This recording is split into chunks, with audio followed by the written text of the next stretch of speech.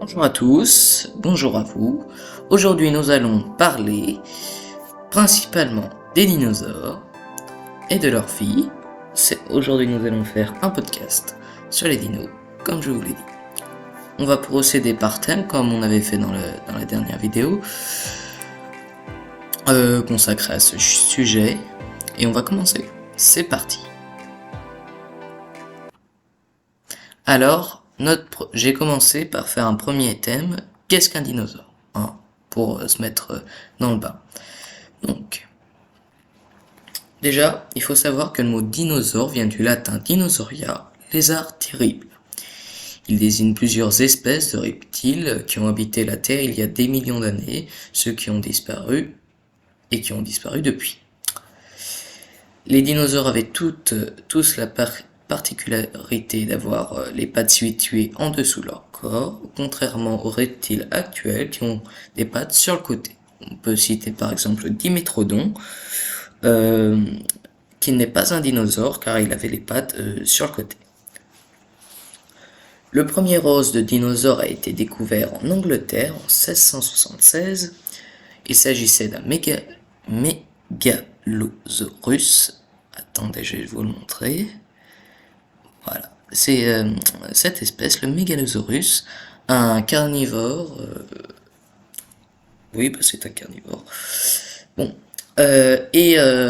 puis un second os, un tibia d'iguanodon, donc un mégalosaurus qui dévore un iguanodon, a ensuite été découvert en 1809, puis de nombreuses dents de dinosaures.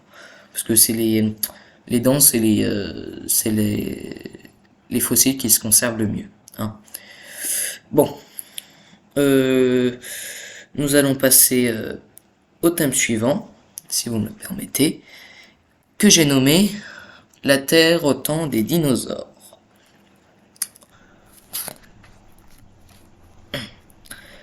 Alors, les dinosaures ont vécu au cours du Mésozoïque. Alors, c'est une ère qui s'étend de moins de 151 millions d'années à moins 65 millions d'années. Elle se divise en trois périodes: Trias, moins 251 à 201 millions d'années, le Jurassique, moins 200 à moins 145 millions d'années, et le Crétacé, à moins 145 à moins 65 millions d'années. Donc, au début du Mésozoïque, il n'y avait qu'un seul continent appelé la Pangée. C'est ce qu'on peut voir ici. Donc, on a ici l'Afrique, Amérique du Sud, Amérique du Nord, l'Eurasie, l'Inde, l'Australie et l'Antarctique. Au début du Mésozoïque, il n'y avait qu'un seul continent, appelé la Pangée. Un énorme océan appelé la Pantalassa. Donc la Pantalassa, c'est tout ce qui est autour. Alors je peux vous dire qu'il était vent, hein. Il fallait pas se noyer dedans.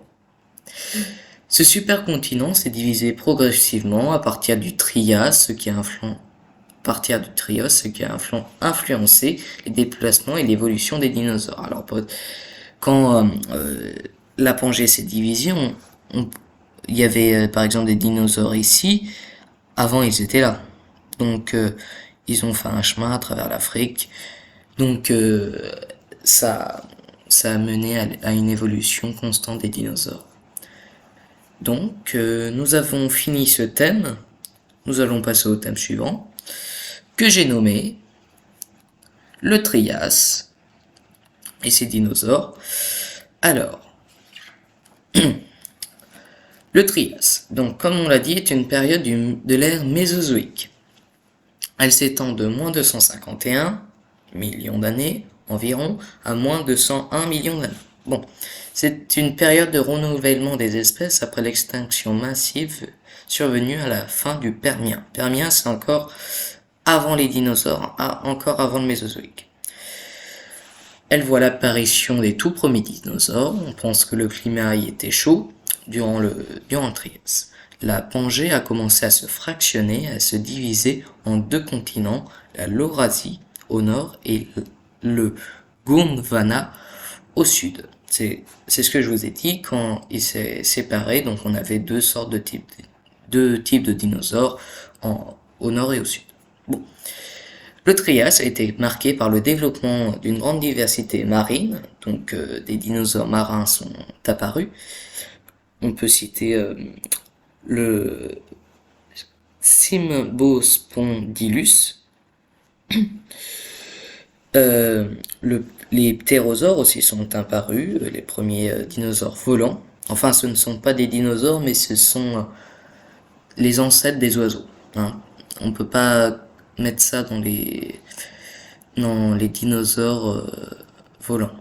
Enfin, il n'y a pas de dinosaures volants. C'est que à quatre pattes ou à deux. Ni les dinosaures marins. Bon, on a pas fait ce thème. Ah non, j'ai oublié. Donc je vais vous dire quelques espèces du Trias. On peut citer le Coelophysis, un petit carnivore. L'Herrerasaurus, on commence à être dans un carnivore un peu plus massif. Le Plateosaurus, herbivore, qu'on pouvait voir juste avant. Le Raptor, petit carnivore également. Et l'Asilosaurus, un herbivore. Bon, là on a fini ce thème. On va passer au thème suivant.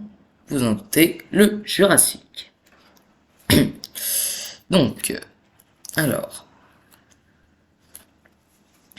le Jurassique s'étend, comme on l'a dit, de moins 101 millions d'années à moins 145 millions d'années. Il s'est terminé par un refroidissement climatique, donc là on n'est plus du tout sur le même climat.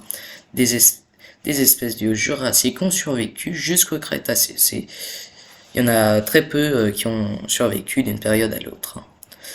Durant le Jurassique, la Laurasie s'est scindée pour créer l'Amérique du Nord et l'Eurasie, tandis que la Gondwana, donc ce qui est au sud, s'est divisée en quatre parties. L'Amérique du Sud, l'Afrique, l'Australie et l'Antarctique. Cette période marque le début de l'âge d'or des dinosaures. Donc on a des dinosaures de plus en plus massifs, comme on peut le voir là. Je crois que c'est un brachiosaure ici, un iguanodon, un tricératops, des ptérosaures volants. Donc les dinosaures deviennent de plus en plus importants. Des jungles luxuriantes sont apparues, propices au développement d'herbivores, toujours plus impressionnants. Donc c'est ici, hein, comme on peut le voir. Les théropodes aussi sont devenus de plus en plus forts grâce à un régime alimentaire plus diversifié. Donc les théropodes, ça regroupe tous les carnivores. Hein. C'est un groupe. Donc les théropodes, les carnivores sont devenus de plus en plus gros car ils ont des proies de plus en plus grosses. Parce que avant, dans le thème d'avant, on a vu que les carnivores étaient petits. Hein. Ils ne dépassaient pas, je pense, les 3 mètres. Ce qui est déjà très bien. Bon, je vais vous montrer quelques espèces de dinosaures. Ici, on a l'allosaure, qui est le prédateur X du Jurassique. Hein. C'est un gros carnivore.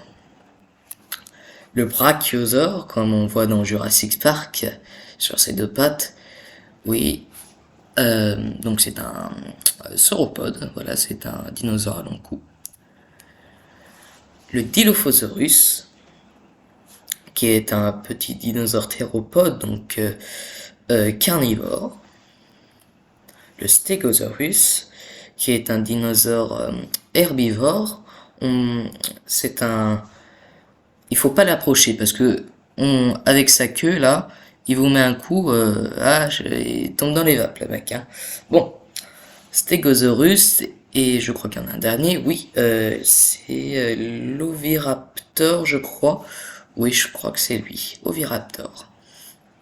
Je crois que c'est un dinosaure français qu'on a retrouvé dans le sud, je crois. Bon, on va passer au thème suivant. Je pense que vous allez trouver ce que c'est, le Crétacé. On y vient. Donc, le Crétacé est la dernière et la plus longue période du Mésozoïque. Donc, période R du Mésozoïque. Elle s'étend de moins 145 à 65 millions d'années. Durant cette période, l'herbe et les fleurs et les abeilles sont apparues. Donc des insectes, la plupart des insectes sont apparus ici. Les dinosaures régnaient en maîtres toujours plus gros. On peut en voir ici. Hein. Là, je crois que c'est un dryosaure. Là, un baryonyx. Là, ce sont des petits Edmontosaurus, je crois.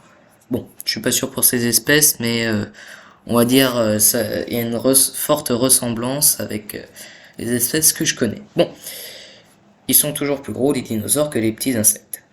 La Pangée continue à se fractionner, leur continent a dérivé, ressemblant de plus en plus à ce que l'on connaît aujourd'hui.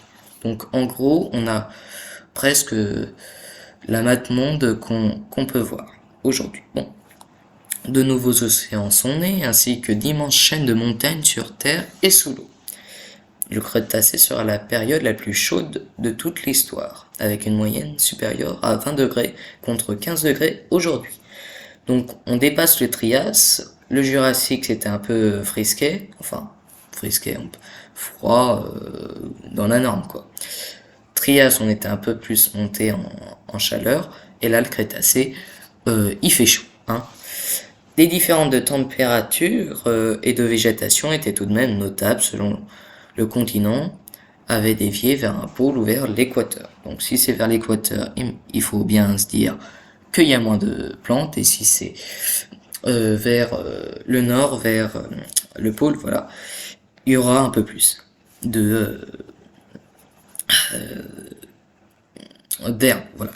Je cherchais de végétation, voilà. Bon, je vais vous dire quelques espèces. On peut citer l'Amargasaurus, qui est un herbivore, donc du Crétacé.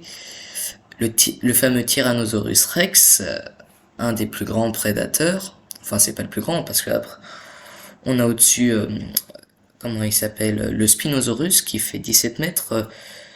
Le Tyrannosaurus fait entre 14 et 15 mètres. Spinosaurus 17 mètres. Et Giganotosaurus 18 mètres. Voilà, j'y suis arrivé. Bon, on peut citer, donc là on a un Baryonyx, donc c'est un piscivore, il mange des poissons. Un Triceratops, donc c'est un cératopsien, donc avec ses défenses ici, et sa collerette. Et on a le Gallimimus, si je ne m'abuse. Oui, c'est un Gallimimus. Je crois qu'on a fini ce thème. Oui, on va faire le thème suivant, l'extinction massive des dinosaures. Hop, j'ai oublié. Voilà. Donc, il y a environ 65 millions d'années. Comme on l'a dit, tous les dinosaures se sont éteints sans exception. De nombreuses théories ont été avancées, comme celle d'une catastrophe naturelle ou de plusieurs événements combinés. Donc on peut citer par exemple le choc avec la météorite ou les volcans. Donc il y a tous les dinosaures sans exception, oui, mais il y a quelques insectes, les crocodiles, les crocodiles préhistoriques. Non, qu'est-ce que je dis? Les crocodiles qui vivaient dans des dinosaures. Par exemple, les petits animaux qui arrivaient à se cacher dans la terre ont survécu à ces catastrophes. Hein. Donc, le phénomène n'a pas épargné quelques poissons, insectes et mammifères de petite taille, et mystérieusement les crocodiles. Voilà. La première hypothèse serait qu'une météorite de 10 km de diamètre avait percuté la Terre. La Terre. Donc c'était, je sais pas pourquoi j'ai mis ça. Faut pas regarder. La Terre.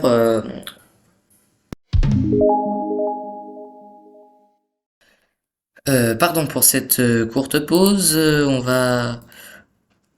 On reprend où on en était. Donc la Terre. Donc a percuté la Terre. Donc je crois que c'était en Argentine, dans une ville en Argentine. 10 km de diamètre, ça fait beaucoup de dégâts. Donc l'impact aurait soulevé un nuage de poussière qui aurait masqué la lumière du soleil. Donc c'est pour vous dire qu'on était dans le noir complet. Le choc avec une météorite aurait pu provoquer de secousses sismiques sur des milliers de kilomètres à la ronde et l'éruption simultanée de nombreux volcans partout sur la planète.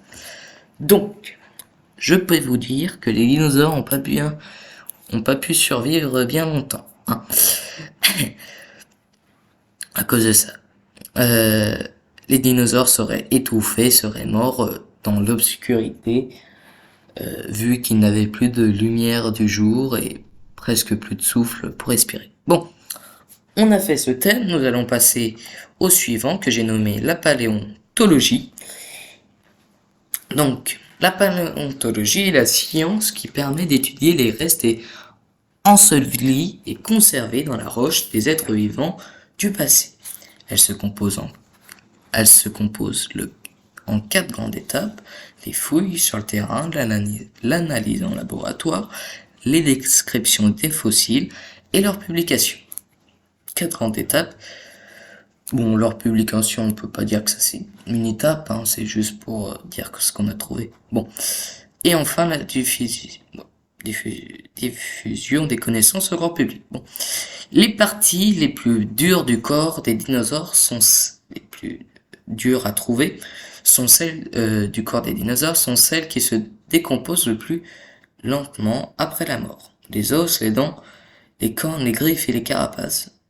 Bon, c'est pas les plus durs, ça c'est plus facile. Bon, on va dire que j'ai marqué plus facile à trouver sont os, dents, cornes, griffes, carapaces. D'autres preuves de leur existence sont également fossilisées, coquilles d'œufs, nids, empreintes, etc. Les squelettes permettent d'imaginer à quoi les dinosaures ressemblaient, comment ils vivaient et à quelle vitesse ils grandissaient. 1. Les dents fossiles nous donnent des indications sur leur régime alimentaire et leur façon de manger. Il faut savoir qu'il y avait certains sauropodes, donc des herbivores à long cou, ils se mettaient des cailloux dans leur mâchoire parce qu'ils avaient des dents toutes petites. Alors, quand ils mangeaient les feuilles, ils n'arrivaient pas à mâcher. Donc, c'est pour ça qu'ils avalaient des cailloux dans leur estomac. Et après, ça se compressait et on a trouvé des crottes de ces dinosaures où il y avait des cailloux dedans. On s'est posé la question et on a enfin trouvé. Donc, on a fini ce thème. On va passer au thème suivant. Si il y en a un, je crois. Oui, un avenir pour les dinosaures. Donc, les paléontologues cherchent toujours à en apprendre davantage sur ces animaux fascinants. La plupart de nos connaissances actuelles ne reposent que sur des suppositions et des fossiles partiellement retrouvés. Chaque nouveau fossile est susceptible de nous révéler des informations capitales. Depuis le succès de la saga Jurassic Park, beaucoup demandent la résurrection des dinosaures sera un jour une réalité.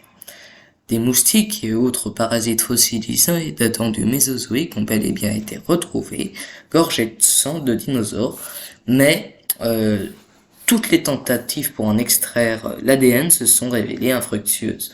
Parce que je pense qu'un moustique, ça devait pas prendre beaucoup d'ADN de dinosaures, hein. Et je pense pas qu'il y ait beaucoup de moustiques qui seraient venus dans l'ombre d'un arbre pour mourir. Au vu de nos connaissances scientifiques actuelles, il semble impossible de cloner un dinosaure. Bon, peut-être dans, je sais pas, 150 ans, on pourra y arriver, mais pas maintenant, c'est pas le but. On peut toutefois trouver des squelettes de dinosaures au musée d'histoire naturelle de Berlin. Est exposé un squelette de Brachiosaurus, donc un dinosaure à long cou, celui qu'on a vu tout à l'heure, est à ce jour le plus grand squelette complet jamais découvert. En France, la galerie de paléontologie du Muséum d'histoire naturelle de Paris expose des squelettes de diplodocus, d'iguanodontes, de tricératops et même de crocodiles préhistoriques. On peut aussi visiter des sites paléontologiques. De nombreux sites à travers le monde sont ouverts au public. En France, les principaux sites se trouvent dans l'Hérault, les Bouches-du-Rhône, l'Aude, la Charente et le Lot, où se trouve une plage aux ptérosaures. Donc, je crois qu'on a fini cette vidéo. Je crois. Oui, on a fini. Donc je vous dis encore un merci pour votre attention si vous êtes venu jusqu'à là. Et je vous dis à très bientôt sur la chaîne Apprendre ses savoirs pour de nouveaux documentaires. Au revoir.